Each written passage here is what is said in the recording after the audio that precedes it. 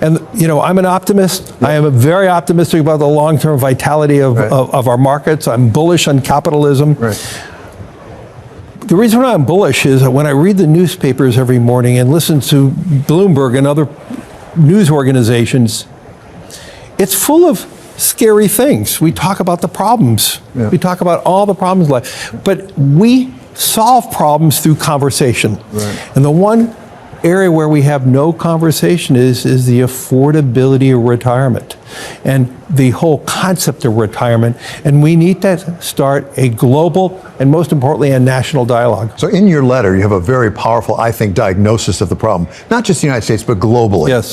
We're living longer. We need more money, therefore, to live. At the same time, there's also a bit of a pan there to capitalism, and particularly capital markets, and the extraordinary things they've done, what they can do.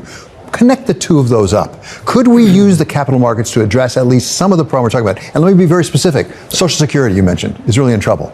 Should we be taking the Social Security Trust Fund, what's left of it, and put it into capital markets? We need to put it in a long-term investment. I mean, we have a system of pay-as-you-go.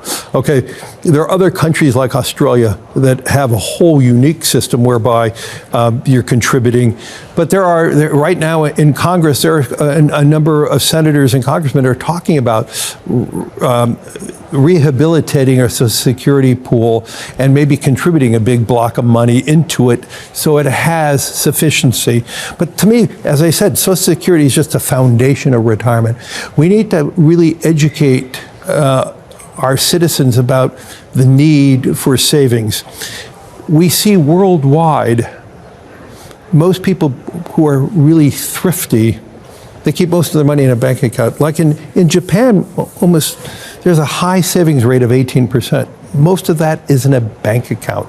In Europe, there's a high savings rate of 15-ish%. Most of that's in a bank account.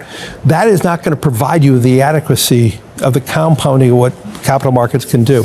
But probably one of the big conversations I've had with so many political leaders is the connection of retirement and the capital markets.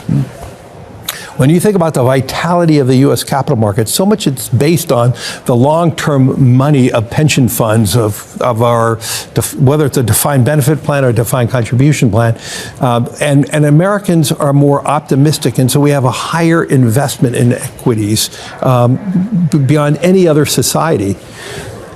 And so in my conversation with many political leaders, as they think about retirement, and Japan is a great example.